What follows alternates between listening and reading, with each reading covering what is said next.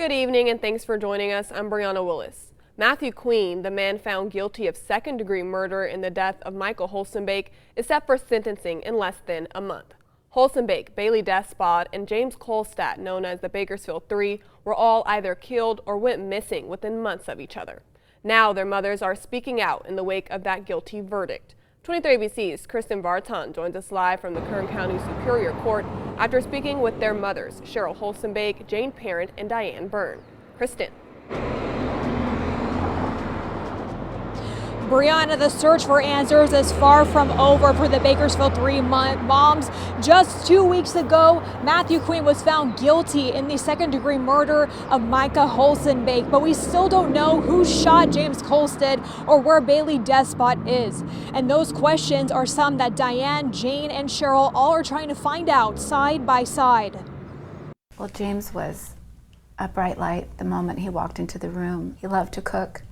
This past Mother's Day, if he would have still been here with us, he would have been barbecuing and just really enjoying family and friends, and he loved giving them great food. He was an amazing father and a great friend.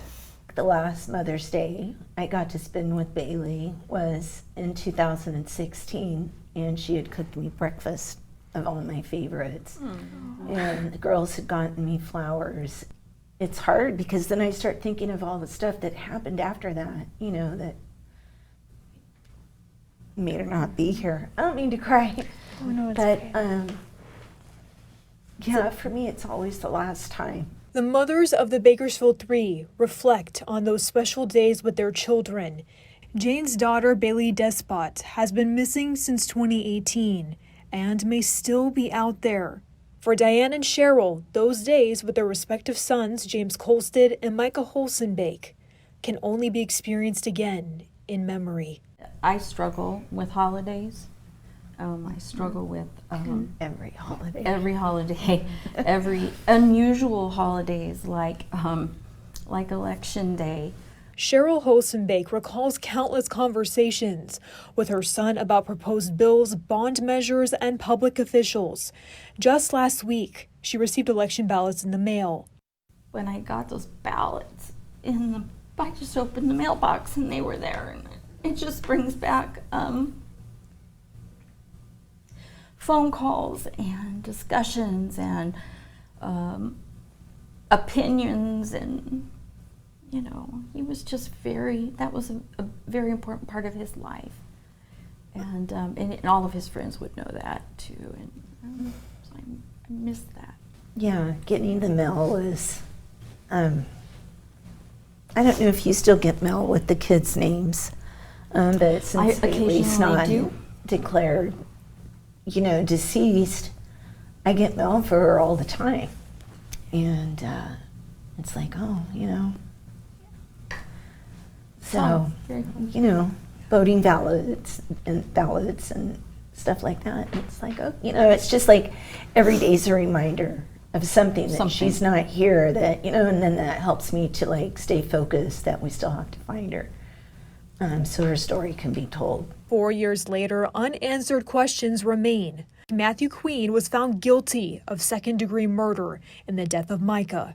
He still needs to be sentenced in June, but as Diane points out, it's not a conclusion. Jane and I will keep looking for answers, and also for Micah. We need to find the rest of Micah. We need to find Baylee, and we need to find James's killer. According to the Bakersfield Police Department, James was reported as a victim of a shooting in April of 2018, which Diane says was reported as a drive-by.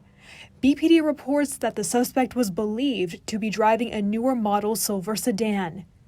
Diane says her son, James's case, is still being actively worked. Early on, we realized all the names that we were getting when we were reaching out to our adult children's friends.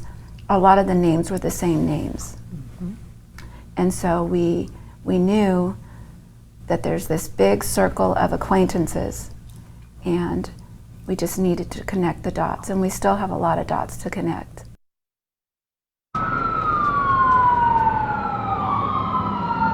And and current secret witness does have a reward for any information on James's death, and that's $10,000. If you would like to report anything and remain anonymous, we'll have information on our website, turnto23.com. We'll also have information on all of our stories concerning the Bakersfield 3 and their mothers. Live in Bakersfield, Kristen Barton, 23 ABC News, connecting you. Thanks, Kristen, and a quick traffic alert for you tonight with all lanes shut down in the area of Weed Patch Highway and Miller Road in East Bakersfield following a 4-vehicle crash. Southbound traffic is being diverted to westbound Muller Road. No word yet on any injuries. Now to COVID-19. The office of Governor Gavin Newsom says that a second booster dose of the Pfizer or Moderna COVID-19 vaccine is available to all Californians 50 and older, as well as those who have a weakened immune system. 23 ABC's Brianna Polk joins us now at the Live Center to share more about how health experts are optimistic that with the second booster shot, we will continue to fight this virus one dose at a time. Brianna. That's right, Brianna. Well, the CDC says that the COVID-19 vaccine booster shots can further enhance or restore protection that might have decreased over time after your initial dose. And that is why it is so important to stay up to date with getting your booster shots in the correct time period.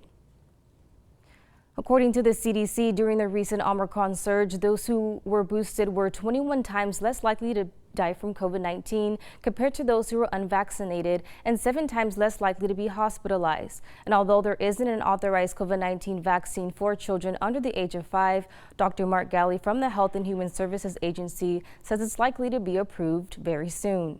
We're getting signals that the FDA maybe sometime next month is going to look at both the Moderna and the Pfizer submissions for approval of the under 5 vaccine, and at that point we're optimistic that we're going to see it made available to those youngest kids, hopefully in time for them to get it before they return to the fall and the school year.